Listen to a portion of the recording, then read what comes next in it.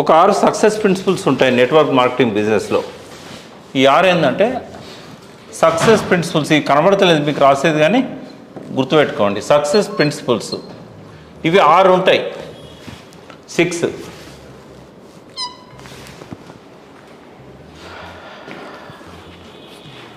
ఏంటిదంటే ఇందాక నేను చెప్పినట్టు ఈ బిజినెస్కు శ్వాస ఏంటి అంటే ప్రోగ్రామ్సే.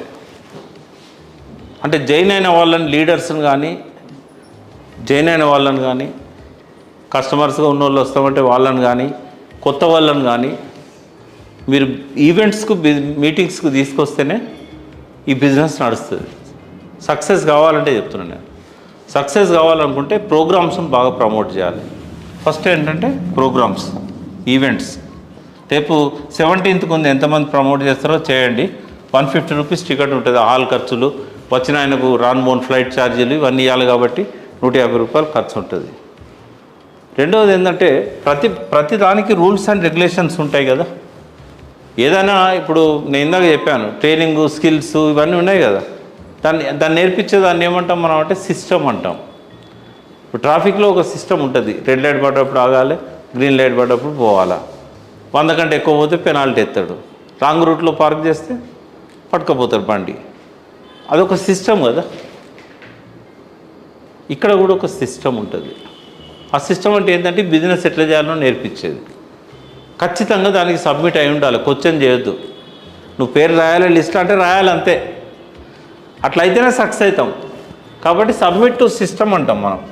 సబ్మిట్ అంటే అంకితం కావాలి. Submit to system. ఈ సిస్టానికి సబ్మిట్ అయి ఉండాలి. చాలామంది ఏం చేస్తారంటే వాళ్ళ ఓన్ సిస్టమ్ తయారు చేసుకుంటారు. నాకు ఇట్లనే నడుస్తుంది భయ్, మీరు చెప్పినట్టు నడవది. ఇప్పుడు నేను ఉన్నా అనుకో, నేను పొలిటీషియన్, నేను మీటింగ్లోకి ఎందుకు వస్తా, నా దగ్గరికి అందరిని పిలిపించుకుంటా. నడవదు బిజినెస్. నువ్వు పిలిస్తే వస్తారు కానీ బిజినెస్లో వాళ్ళు ఉండరు. వాళ్ళతో పాటు నువ్వు కూడా బిజినెస్లో కూర్చున్నావు అనుకో, నడుస్తుంది. నీ బిజినెస్ పెరుగుతుంది, వాళ్ళ బిజినెస్ పెరుగుతుంది. వాళ్ళు చెప్పుకోవడానికి ఉంటుంది, మా సారే వస్తున్నాడు నువ్వెంతనే అనొచ్చు కదా. కాబట్టి సిస్టమ్కు సబ్మిట్ అయి ఉండాలి. సిస్టమ్ ఏం చెప్తుందో అదే చేయాలి. మనం నేర్చుకునే స్టేజ్లో ఉన్నాం కదా, మనం వేరే సిస్టమ్ తయారు చేయొద్దు. మూడోది ఏంటంటే ఇందాక నేను చెప్పింది రోజు చేయాలన్నా కదా, ఈ 4 CDS కంపల్సరీ చేయాలి. సక్సెస్ కావాలంటే ఈ 6 ఇట్లా 3 చెప్పాను. ఈ 3 చేస్తేనే సక్సెస్ అవుతారు. ఇంకా 3 ఖచ్చితంగా రా మెటీరియల్ లిస్ట్ అన్న కాబట్టి ఇది ఎంత పెరుగుతూనే ఉండాలి. హనుమంతుని తోకలాగా. లంకాదానం అప్పుడు హనుమంతుని తోకను పట్టుకోవాలంటే అది దొరికిందా? పెరుగుతూనే పోయింది కదా. లిస్ట్ అనేది ఆగిపోవద్దు. ఈ లిస్ట్ అనేది యాజ్ మెనీ యాజ్ నేమ్స్, ఎన్ని పేర్లు వీలైతే అన్ని పేర్లు రాస్తూనే ఉండాలి. ఇది ఎప్పటికీ ఉండాలి. ఇది ఎప్పటిదాకా? మన లాస్ట్ బ్రెత్ దాకా, ఆఖరి శ్వాస దాకా ఈ లిస్టే మనకు ఆధారం. లిస్ట్ పెరుగుతుంటేనే మన బిజినెస్ పెరుగుతూ ఉంటుంది. కాబట్టి లిస్ట్ అనేది నాన్ స్టాప్గా పోతూనే ఉండాలి. సక్సెస్ కావాలంటే ఈ 4 పాటుగా పర్సనల్ స్పాన్సరింగ్, ఇందాక వారానికి ఒకటి అని చెప్పాను కదా, ఖచ్చితంగా చేస్తూనే ఉండాలి. చేయకపోతే అది బిజినెస్ ఆగిపోతుంది. Personal sponsoring. 6వది సింపుల్. ఇందాక చెప్పినే ఒక ఆర్డర్లో పెట్టి నేను use your products, own products. అంటే ఇప్పుడు ఈ కంపెనీలో నువ్వు ఏ కంపెనీలో ఉన్నావో ఆ కంపెనీలో ప్రోడక్ట్స్ వాడాలి. ఇందాక అక్కడోటి వచ్చింది, ఇప్పుడు ఒక దగ్గర వచ్చింది. ఈ 6 సక్సెస్ ప్రిన్సిపల్స్. ఫస్ట్ చెప్పిన దానిలో కూడా ఉన్నాయి కదా. ఇక ఒక్కటి ఏంటంటే ఇలా చాలామందికి భయం ఉంటుంది. అంటే ఆ బిలీఫ్ సిస్టమ్ అని చెప్పిన కదా. ఫస్ట్ మనసులో ఏమనిపిస్తుంది అంటే ఇది బిజినెస్, ఇప్పటిదాకా మా కుటుంబంలో ఎవరు బిజినెస్ చేయలే. మా తాత చేసిండా, మా తండ్రి చేసిండా, మా అన్న చేసిండా, నాతో ఏడవుతుంది బిజినెస్. అరే నీ మైండ్ బిజినెస్ మైండ్ కాదురా అంటారు. అది మన మైండ్లో పడిపోతుంది. అరే కరెక్టే, నాది బిజినెస్ మైండ్ కాదు. అది కొంచెం దాన్ని పక్క పెట్టాలి మనం. ఏంటంటే ఒకసారి అంటే ఏమైందంటే ఆ ఎగిరిపోయే వాటిని ఏమంటారు, కొంగల. ఈ కొంగలు కిందికి వచ్చి గుడ్డు పెట్టినాయి. ఎక్కడైనా గుడ్డు కిందనే పెడతాయి. అయితే అనుకోకుండా బాతులు కూడా అక్కడనే గుడ్లు పెట్టాయి. ఈ గుడ్డు పోయాలో కలిసింది. పొదిగినప్పుడు బాతు గుడ్లోకి వెళ్ళి బాత వెళ్ళినట్టే కొంగ గుడ్లోకి వెళ్ళి కొంగ వెళ్ళింది. ఇక కొంగలు అనుకున్నాయి గుడ్డ ఎక్కడ పోయిందో ఇక అది లేదనుకొని వెళ్ళిపోయినాయి, అవి లేవు ఇక్కడ. ఇది పుట్టింది బాతులతో పాటే పెరుగుతుంది, ఎగురుతలేదు. ఎందుకంటే పక్కన బాతులు ఎగురుతలేవు కదా. అయితే అందులో ఒక తెలివైన ఒక బాతు చూసింది, అది చూస్తే మనలాగా లేదు, ఇది కొంగలాగా ఉంది, ఒకసారి నువ్వు ట్రై చేయరాదు అని అడిగింది.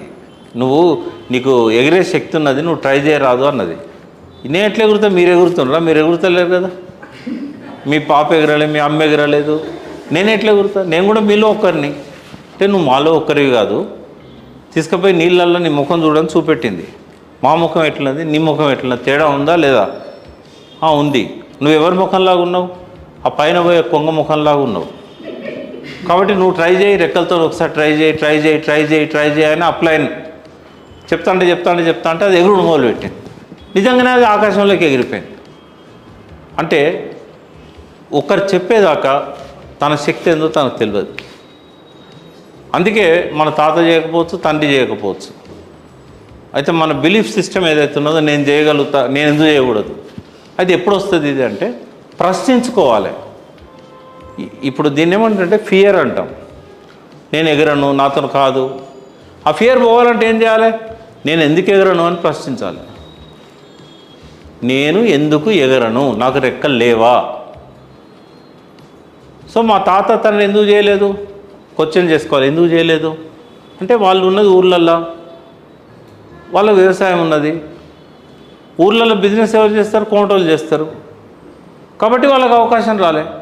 ఇప్పుడు బిజినెస్ అందరూ చేస్తున్నారు. ఒక రెడ్డి ఆయనే సాగలాన పెట్టుకుని ఇస్త్రీ షాప్ పెట్టుకుంటాను, డ్రై క్లీనర్స్. ఒక కోమట ఆయన మంగళ షాప్ పెట్టుకుంటాడు.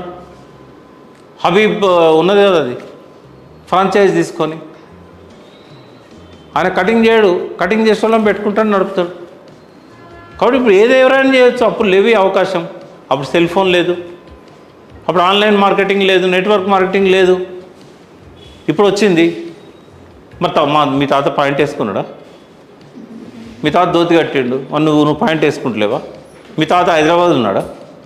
నువ్వు హైదరాబాద్కి వచ్చినావు, మీ తాత విమానం ఎక్కిండా, రైలు ఎక్కిండా? మరి తాత చేయని నువ్వు చాలా చేస్తున్నావు కదా, నేను ఎందుకు చేయకూడదు? ఎవరు చెప్పాలి ఇదంతా? పేపర్ మీద నీకు నువ్వే ప్రశ్న రాసుకోవాలి, సమాధానం రాసుకోవాలి. భయం పోవాలంటే రెండు రకాలుగా పోతుంది భయం. ఒకటి నాలెడ్జ్ అన్నది తీసుకుంటే భయం పోతుంది. ఇప్పుడు ఉదాహరణకు మీ లోపల ఒకరిని తీసుకొచ్చి ఇక్కడ నిలబెట్టి మీరు ఉపన్యాసం ఇవ్వండి అంటారు, భయం అవుతా కాదా? అప్పుడు ఏమంటారు? సార్ నేను తప్పకుండా ఇస్తా, కానీ మీరు చెప్పేటి నేను నేర్చుకొని వచ్చి ఇస్తా అంటే నేర్చుకుంటే భయం పోతుంది. లేదా నీకు నువ్వు ప్రశ్నించుకోవాలి. అవును, ఎందుకు చెప్పకూడదు? సార్ చెప్పింది రాసుకొని నేను బట్టి నేను ఎందుకు చేయకూడదు? మీ తాత 10th క్లాస్ పాస్ అయ్యండా, ఇంటర్ పాస్ అయ్యండా, నువ్వు పాస్ అవ్వట్లేదా? అంటే తాత చేయని నువ్వు చేస్తున్నావా లేదా? కాబట్టి తాతతో బిజినెస్ కాదని చెప్పి నువ్వు ఎట్లా అనుకుంటావు? తాతతో బిజినెస్ కానప్పుడు ఇది డెఫినెట్గా అవుతుంది. నీకు వ్యవసాయం చేయలేదు, నువ్వు తాత చేసాడు, మరి నువ్వు వ్యవసాయం చేస్తానవా? చేస్తే వస్తుంది, అన్న కూడా నీకు చేస్తే తెలివి వస్తుంది. ఏదైనా నేర్చుకునే వస్తుంది. తాత చేస్తే వచ్చిందా లేదా అని పెట్టుకోవద్దు అట్లా. రెండవది ఎవరేమనుకుంటారు. ఇప్పుడు నేను ఫస్ట్ ఈ బిజినెస్లోకి వచ్చినాడు కేసీఆర్ గారే అన్నారు నన్ను, ఇది అవసరం అనే ఎందుకు ఇది చేస్తున్నావు? మొన్న కూడా కేటీఆర్ గారు అన్నారు, ఎందుకు అంకుల్ ఇది మానేయచ్చు కదా అంటే నాకు ఇది ఇష్టం. ఇంకోరు చెప్తే నేను ఎందుకు మానేయాలో? ఇంకోరి కోసం నేను చేస్తున్నానా? ఇప్పుడు రఘు టై కట్టుకున్నాడు, ఆయన మంచిగా అనిపించింది కట్టుకున్నాడు, నేను కట్టుకోలేదు. నాకు ఇక్కడ సఫకేషన్ ఉంటుంది, నేను కట్టుకోలేదు. ఎవరిష్టం వాళ్ళది. ఇంకోరు జవాబుదారా దీనికి? ఏమన్నా నేను ఇంకోరిని ఇంప్రెస్ చేయడానికి నా లైఫ్ అంతా నేను చేయాలన్నా? అప్పుడు బానిసవి అవుతావు నువ్వు. నీకు ఇష్టం వచ్చినట్టు నువ్వు బతకాలి, కానీ ఇంకోరి కోసం ఎందుకు బతకాలి? నీకు మంచిగా అనిపించింది వాళ్ళకి మంచిగా అనిపించట్లేదు అని అంటే దీని గురించి తెలియదు. కాబట్టి తెలిసినా కూడా చిన్న చూపు ఉండొచ్చు. కాబట్టి ఇంకోళ్ళ గురించి ఎందుకు ఆలోచించాలి? ఇవన్నీ ఎవరికి? మన లోపల మనకే ప్రశ్నలు రావాలి. అవును, ఈయన చెప్పినట్టు నేను వింటే రేపు ఈయన నాకు ఆపదలో ఉన్నప్పుడు ₹1,00,000 కావాలంటే ఇస్తాడా? ఈ బిజినెస్ చేస్తే నాకు ₹1,00,000 వస్తాయి. ఆయన ఇలా బంద్ చేయమన్నాడని చెప్పి నేను డబ్బులు వచ్చేది బంద్ చేయన్నా? ఇప్పుడు ఆయన మీ మిస్సెస్ ఆయనకు నల్లగా అనిపించింది, నువ్వు ఎర్రగా ఉన్నావు, ఆయన వచ్చి అన్నాడు అనుకో, అరే నీకు మ్యాచ్ కాలేదు రా, ఇచ్చి పెడతావా? కాబట్టి డిసిషన్ అనేది మనమే తీసుకోవాలి. ఇంకోరు చెప్పిందని మనం ఆలోచించదు. ఎప్పుడు చెప్పేవాళ్ళు ఉంటారు, ఉచిత సలహాలు ఇష్టోళ్ళు ఉంటారు. ఒక కథ ఉన్నది, ఓ తండ్రి కొడుకులు కలిసి ఒక అంగట్లో గాడిదని కొనుక్కొని పోతున్నారు. గాడిదని మధ్యలో పెట్టుకొని ఇద్దరు నడిపించుకుంటూ పోతున్నారు. మోరి మీద 4 కూర్చున్నారు, పనిపాటు లేని వాళ్ళు. అరే వీళ్ళకైనా బుద్ధి ఉన్నదా? ఆ కొడుకు ఏమైనా బుద్ధి ఉండాలి కదా, ఇంత పెద్ద గాడిదని కొన్నారు, ఆ ముసలోని దాని మీద కూర్చోబెట్టుకొని తీసుకుపోవచ్చు కదా. వాడిని నడిపిస్తాడు బుద్ధి లేని కొడుకు అనంటే ఆ కొడుకు చెవిన పడ్డది. వాడు ఏం చేసిండు, ఇక తండ్రిని గాడిద మీద కూర్చోబెట్టిండు. కొద్ది దూరం పోయినాక ఈ ముసలోనికి ఏమైనా బుద్ధి ఉందా? గాడిద ఉన్నాడు, వీడు గాడిద మీద కూర్చుంటాడు, కొడుకుని నడిపిస్తాడా? వాడు దిగా కొడుకును గాడిద మీద కూర్చోబెట్టవచ్చు కదా. తండ్రి వింటాడు, ఇని కొడుక నువ్వు కూర్చో. ఇంకొద్దిగా దూరం పోయినాక ఇంకా 4 ఉంటారు, వాళ్ళు మళ్ళీ మొదలు పెడతారు. ఇంకేం పోయే కాలం కొడుకు మంచి శక్తి ఉన్నాడు, తండ్రినో నడిపిస్తాడు, వాడిని కూడా కూర్చోబెట్టుకుంటే ఏమవుతుంది దీని మీద? వాడు ఒక్కడే కూర్చోవాలన్నా? గాడిద మోయేదా? గాడిద బరువు అంటాం కదా. వాడు కూడా కూర్చుంటాడు. కూర్చున్నాక ఇద్దరు దాని మీద కూర్చొని పోతుంటారు. కొద్ది దూరం అయినా 4 ఉంటారు. ఆ గాడిద ఉండాలా సావాలా? ఈ ఉన్న ఇద్దరు ముండగొడుకులు నడవచ్చు కదా, కాళ్ళు ఉన్నాయి కదా. ఇప్పుడు ఏం చేయాలి? ఎవరి మాట వినాలి? గుర్తుపెట్టుకోండి, ఎవరన్నా మీకు ఏమైనా చెప్తే ఈ గాడిద కథ గుర్తుపెట్టుకోండి.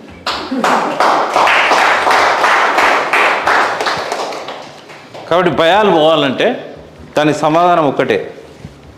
5 ఉన్నాయి భయాలు పోగొట్టుకోవడానికి, టకటక చెప్తా రాయను.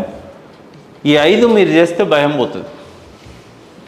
చాలామంది కొత్తోళ్ళకు ఆ భయంతోనే వాళ్ళు ఎవరేమనుకుంటారో మోమాటం, భయం. నంబర్ 1 ఏంటంటే నాలెడ్జ్ తీసుకోవాలి. భయం పోవాలంటే నాలెడ్జ్ చెప్తే రాదు, వింటే వస్తుంది. కానీ మనం మనసులో ఉండాలి. మనసులో ఉంటేనే. ఇప్పుడు మీరు నాదికు చూస్తాను, వింటాను, మీకు ఇంట్రెస్ట్ లేకపోతే ఎప్పుడు టైం అయిపోద్ది, ఎప్పుడు బయటపడాలనేది మైండ్లో ఉంటుంది. ఇంట్రెస్ట్ ఉంటేనో ఇంకా కాసేపైనా పర్లేదని చెప్పి అప్పుడే అయిపోయిందా అనిపిస్తుంది. కాబట్టి మీ అంతటా మీరు వినాలి, నేర్చుకోవాలి. నేర్చుకుంటే భయం పోతుంది. ఈ బిజినెస్ ఇప్పుడు ఏదైనా బండి నడపమంటాం, నేర్చుకోకుండా బండి నడపమంటే ఏమవుతుంది? నేను పడిపోతానేమో అనే భయం ఉంటుంది, పడిపోతారు కూడా. వాళ్ళు నేర్చుకున్నాక భయం ఉంటుందా? కాబట్టి నాలెడ్జ్ అనేది నేర్చుకుంటే భయం పోతుంది. రెండవది సింపుల్ బిజినెస్ నాలెడ్జే కదా, ఇందాక చెప్పిందే బిజినెస్ నాలెడ్జ్, కొత్తగా ఏం కాదు. రెండవది భయానికి వ్యతిరేకంగా నమ్మకాన్ని పెంచుకోవాలి.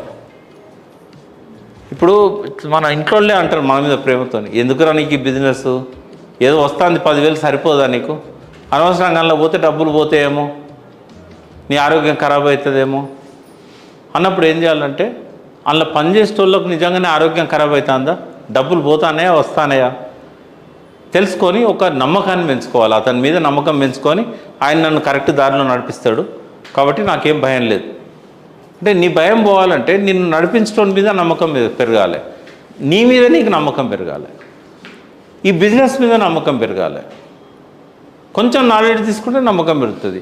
పెరగనప్పుడు ఏం చేయాలి? మనం భయాన్ని పోగొట్టుకోవాలంటే 3వ పని చేయాలి. ఏం పని చేయాలి? అది ఇందాకనే అన్నట్టు ప్రతి దాన్ని ప్రశ్నించాలి. ఎందుకు ఈ భయం నా లోపలికి వచ్చింది?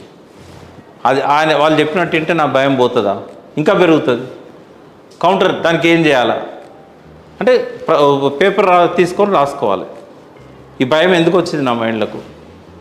ఉదాహరణకు నెట్వర్క్ మార్కెటింగ్లో చాలామంది నష్టపోయింది ఇదివరకు. ఎందుకు అంటే వాళ్ళంతా డబ్బులు పెట్టి జాయిన్ అయ్యేటోళ్ళు, పెట్టిన డబ్బులు అటైపోయేటి. వాళ్ళే కాకుండా వాళ్ళు చాలామంది కోసం డబ్బులు పెట్టేవాళ్ళు. అరే జైన్ గారాబాయ్ అంటే నా దగ్గర 2,000 ఉన్నాయి, నీ దగ్గర 2,000 ఉంటే 2,000 నేను కలిపి కడతా.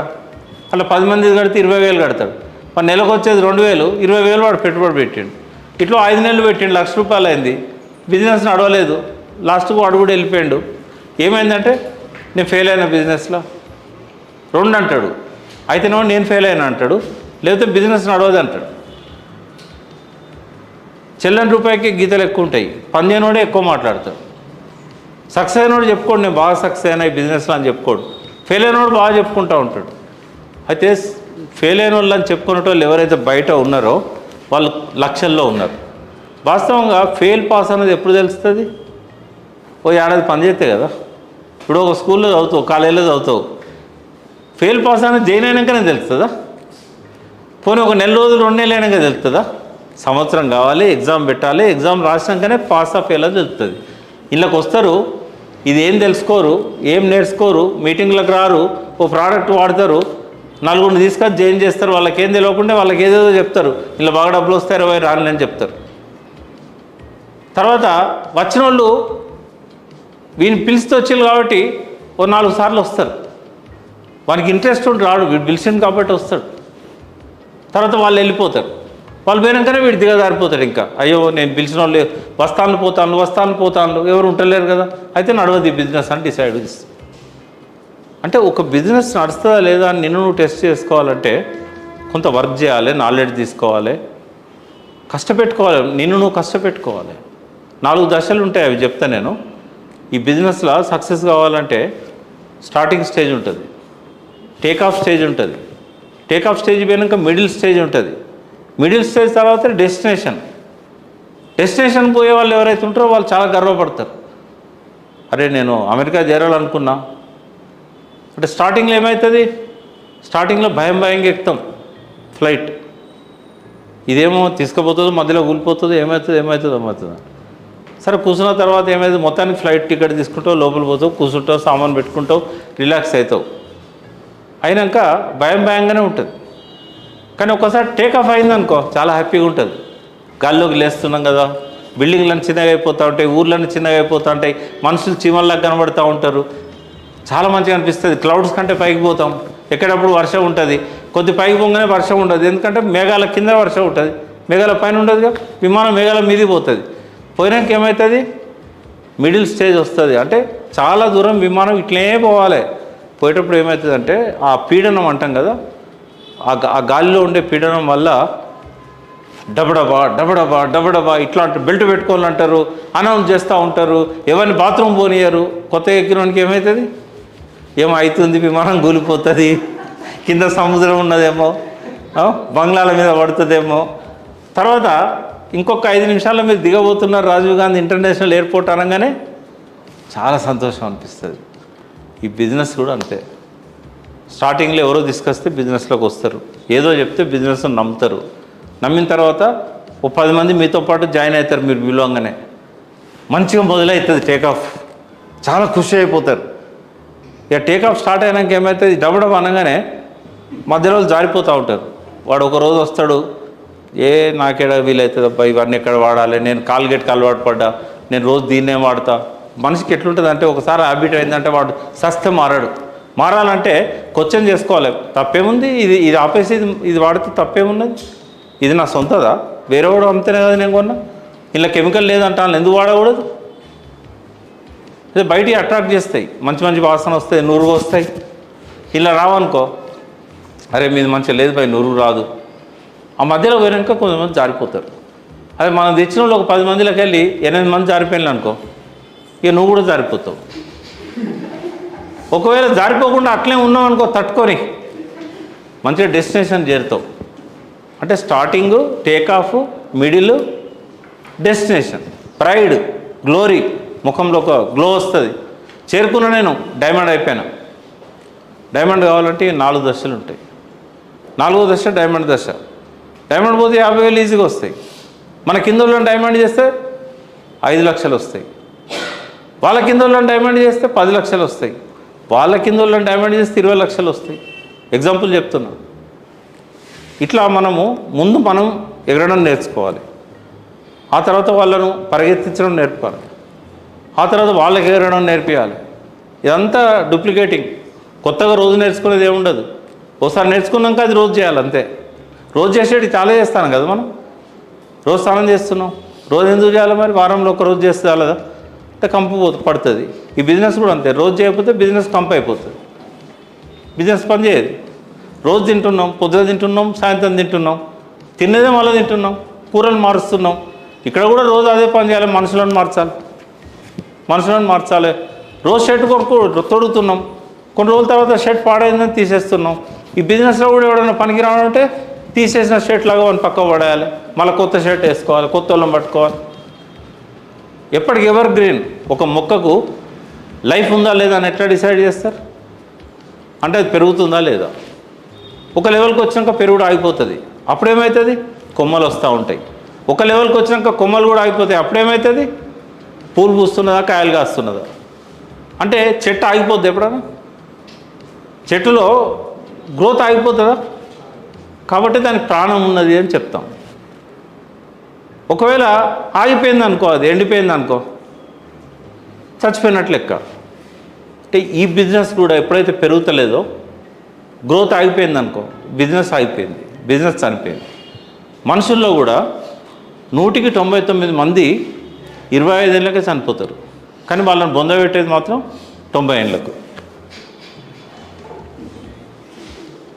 అంటే వాళ్ళ లోపల ఆలోచనలు ఏవైతే ఉంటాయో, ఎదగాలనే ఆలోచన, ఇంకా బాగా బతకాలనే ఆలోచన 20-25 ఏళ్ళు వచ్చేసరికి చచ్చిపోతుంది. జీనాయా మన్నాయా జానా కహా ఇస్కే శివ.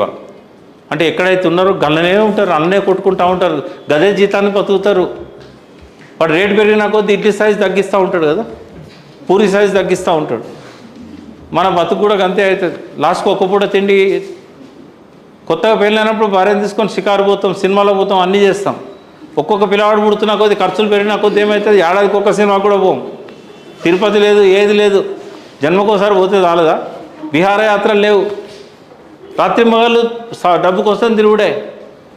ఇటువంటి వాళ్ళు అందరూ వాళ్ళ ఎదుగుదల ఎప్పుడు ఆగిపోద్ది అంటే 25-30 ఏళ్ళకే ఆగిపోతుంది. ఎదగాలనే ఆలోచన ఆగిపోతుంది. ఎవరన్నా మనలాంటి వాళ్ళు వాళ్ళకు దొరికితే మళ్ళీ మొదలవుతుంది. జీవగాంజి పోసి మళ్ళీ లేపుతాం. కానీ మానసికంగా చచ్చినలను ఫిజికల్గా ఎప్పుడు పొందబెడతామంటే ఈ శరీరం కూడా ఎదగడం ఆగిపోయినప్పుడు, గుండె శ్వాస తీసుకోవడం ఆగినప్పుడు. అందుకే నేనేమంటా అంటే 99% మంది యూత్ ఎవరైతే ఉన్నారో యూత్ స్టేజ్లోనే చచ్చిపోతారు. శ్రీశ్రీ అంటాడు కదా, కొంతమంది కుర్రవాళ్ళు పుట్టుకతో వృద్ధులు, తాతగారి బామ్మగారి భావాలకు దాసులు, నేటి నిజం చూడలేని కీటక సన్యాసులు. ఇంకొంతమంది గురించి ఏమంటాడు, కొంతమంది కుర్రవాళ్ళు పుట్టుకతో యువకులు, రాబోయే తరం దూతలు, పావన నవ జీవన బృందావన నిర్మాతలు, వారికి నా సలాము, వారికి నా లాల్ సల్యూట్. అంటే మనము 25 ఏళ్ళు దాటినా 25 ఏళ్ళ లోపున్న జీవగంజన్న పోయాలి, ప్రాణం ఉన్నోళ్ళని పట్టుకోవాలి, సచినంలో పట్టుకోవద్దు.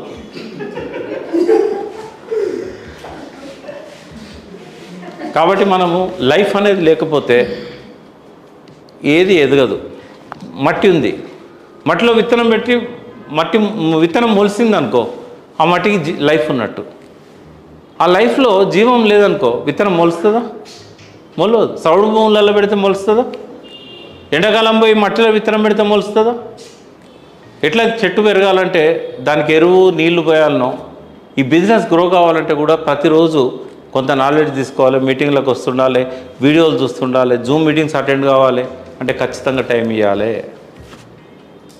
ఇట్లా మీరు ఎప్పుడైతే భయం పోవాలంటే మ్యాసివ్ యాక్షన్ అనేది అవసరం. అంటే ప్రతిరోజు పని చేస్తూనే ఉండాలి, భయం పోతుంది. ఇప్పుడు ఉదాహరణకు ఒక్కరిమే ఇంట్లో ఉండవు, తలుపు తీసి బయటికి పోవాలంటే దయ్యం ఉన్నదేమో అని భయం అవుతుంది. ఎందుకంటే చీకటినది మొత్తం. ఆ భయం పోవాలంటే ఏం చేయాలి? ఏమైతే అదైతే తీసి చూస్తా అని చెప్పి కిటికీ తీసి చూడాలి, ఏ దయ్యం కనబడది. హలో ఎవరు అన్నారా? సప్పుడు లేదు. మెల్లగా తలుపు తీయాలి, తలుపు తీసినాక కూడా ఎవరు అన్నారా? లేరు, ఎవరు లేరు. చలో 4 అడుగులు వేయాలి, ఇంటి చుట్టూ తిరగాలి, ఏం లేదు. భయం పోతుందా ఉంటుందా? భయం ఉంటుందా పోతుందా? భయం పోతుంది. భయపడుతూ కూర్చుంటే ఇంకా భయపడతావు. అంటే యాక్షన్ చేయడమే భయానికి సమాధానం. పని చేస్తూ పోతూనే ఉండాలి అంతే. డబ్బులు వస్తే రావంటాడు, ఎట్లా రావో చూస్తా అని చెప్పి మనల్ని మనం క్వశ్చన్ చేయాలి, ఛాలెంజ్ చేయాలి. ఛాలెంజ్ చేస్తే భయం పోతుంది. అర్థమైంది కదా? రెండవది, భయాలను ఏం చేయాలంటే ఒక ఏనుగులాగా అనుకుంటాం మనం. భయం అంటే, భయం అనేది ఒక ఏనుగు. దాన్ని మెల్లమెల్లగా ఏం చేయాలంటే ఎలుక దాకా తీసుకురావాలి. ఈ భయాలన్నిటిని ఏం చేయాలంటే ఒక కాగితం మీద ఎందుకు భయపడుతున్నావో కారణాలు రాయాలి. నీకు భయం ఎందుకు కలుగుతుంది? నీ మెంటల్గా నీకు భయం వచ్చింది అంటే ఒక ఏనుగు ఉంది నీ మైండ్లో. ఆ ఏనుగు కారణం ఏందో మొత్తం ఒక పేపర్ మీద రాయాలి. డబ్బులు పోతాయని భయపడుతున్నా, టైం లేదని భయపడుతున్నా, ఎవరేమనుకుంటారో అని భయపడుతున్నా, మా తాత తండ్రి బిజినెస్ చేయలేరు కాబట్టి నేను చేయనేమో అని భయపడుతున్నా, నాకు శక్తి లేదేమో అని భయపడుతున్నా. ఇవన్నిటిని రాసి ఏం చేయాలంటే ఆ కాగితాన్ని ముక్కలు ముక్కలు చేసి ఒక్కసారి ఉఫ్ఫని గాల్లో ఊది భయాన్ని పోగొట్టుకోవాలి. ఆ ఏనుగు అప్పుడు ఏమైతే ఎలకపిల్ల అవుతుంది. మీకు మీరే భయాన్ని పోగొట్టుకోవాలి. ఎందుకంటే మీకు మీరే భయాన్ని తెచ్చుకున్నారు. ఎవరు తెచ్చింది మీకు? సో ఇవన్నీ మీకు లైఫ్లో చాలా ఉపయోగపడతాయి.